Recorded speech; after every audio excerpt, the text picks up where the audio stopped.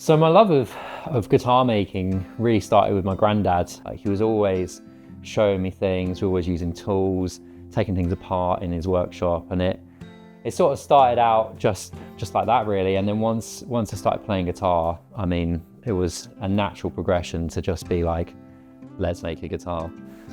Neither of us knew what we were doing, so it was one of those things where we bought an old guitar and literally ripped it to shreds really, and it was great. I mean, the whole process took like a year of me going around there once a week and just like do a bit more and just, you know, try and work out how this thing worked or what have you. And yeah, at the end of it just inspired me, and I was just like immediately like, okay, let's build another one. So yeah, no, it was one of those things where it got me on the journey right at the beginning.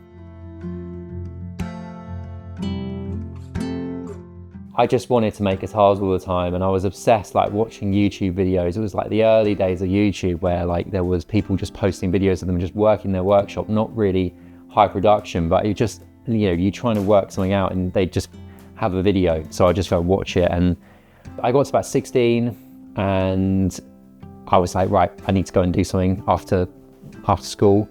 Found a Luthier college, went and did that for 2-3 years. And then from there went and got like furniture making job, which was really instrumental in teaching me a lot of skills, working with machinery, and yeah, just generally learning how to step by step make things, and that really helped.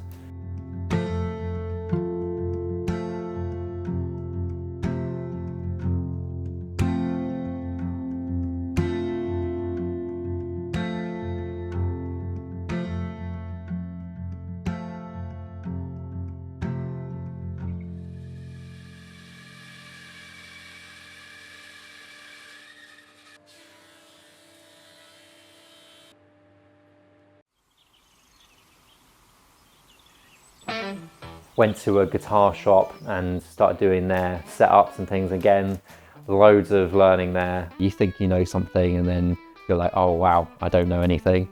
I think that's the thing about guitar making, is there's a never-ending amount to learn, which is just why I love it, because even now there's things I'm like, oh, I want to learn this, I want to learn that, and I think that's why I like it so much. So yeah, what were the kind of the starting moments for Kersey Guitars?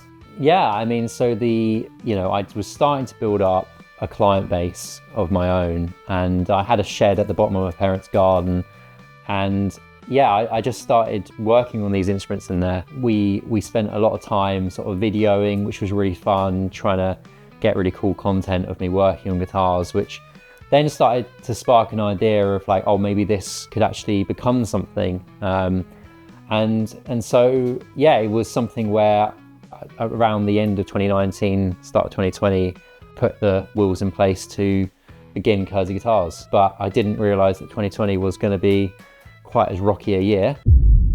Good evening. The coronavirus is the biggest threat this country has faced for decades, and this country is not alone. You must stay at home. Yeah, so first month or so, I mean, it was just like, well, I don't think this is going to happen. I remember speaking to Sarah and being like, no, yeah, that's over. But yeah, as things eased up, I started getting messages. A lot of people got their guitars out around that time. Obviously, they had a lot more free time. And yeah, they were like, oh, Matt, are you doing repairs? So I was still in my old workshop, and yeah, people would bring it along, but you know, drop it off at the garage. It just felt a bit, this isn't really professional, and I was getting a lot of guitars, and it's a small workshop. So yeah, had to look around really, and found this amazing farms, and had a little room which was a lot bigger than the workshop I was in. Actually, it's connected to like a brewery, which was amazing, really, really good fun. And yeah, so that was the start of Kersey Guitars really getting going.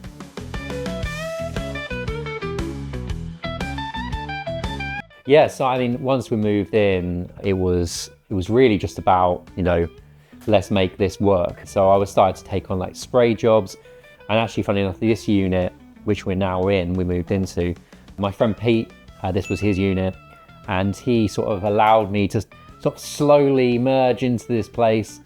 first let me build like a little spray booth, which allowed me to do the spray jobs. After 3 years of being in that place, the time came that actually this workshop, Pete was happy to sort of share it with me, and we had a vision for where we wanted to go with it. So yeah, took that initial leap and then moved into here, where now the focus is starting to become a lot more to do with guitar making, which over the time I've had commissions, and you know, guitar making is something where you need a lot of equipment really to be able to do it.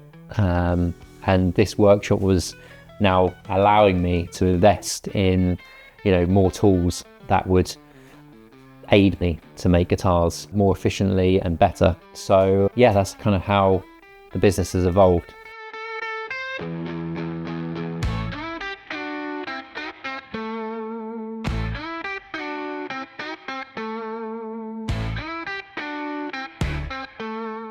I started getting commissions through that time, and I had this shape, the Sequoia, which had been made sort of like about 7 years prior when I was working at that furniture makers.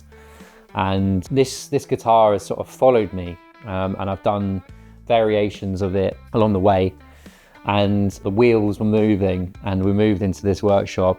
It became more and more of a thing where I was like, well, I'm going to start putting my time into making this guitar, and everything about Kersey Guitars and this guitar are going to be together. There's been a lot of evolution in trying to make this the best playing guitar I can, but one of the things that stayed the same is the shape really. I was really referencing a lot of classic design in cars and obviously other guitars, and the symmetry between the headstock and the body, I really tried to get something that was going to be balanced. The curves on this, it started out as just something to make it comfortable, but as I was sort of playing with it and mirroring these curves, they sort of went onto the back, and I think that's one of the things I really love about this guitar. As it sits on you, it's a very comfortable instrument. One of the things that I don't like about guitars is when they're in the way and you feel like you're fighting the instrument.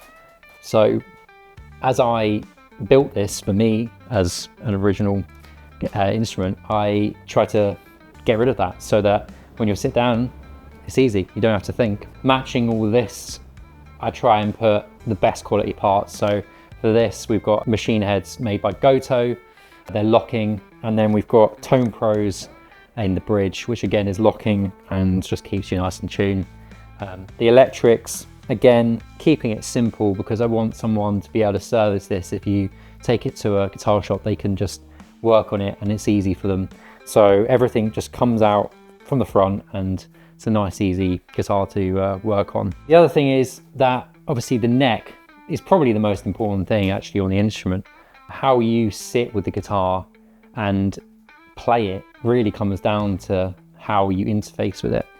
So one of the things you can do here when you come to the workshop is, you know, you can spec the necks out exactly how you want them, getting something that you really know is for you and is personalized. And if you're interested and you want to come along, feel free to book an appointment online, and yeah, we can get you a guitar or we can service one of your instruments. It's really what we love to do. But obviously if you're abroad or you're in America, we've shipped Sequoias over to America as well, and we'd be happy to do it all around the world as well. So please do feel free to get in touch, and thanks for watching.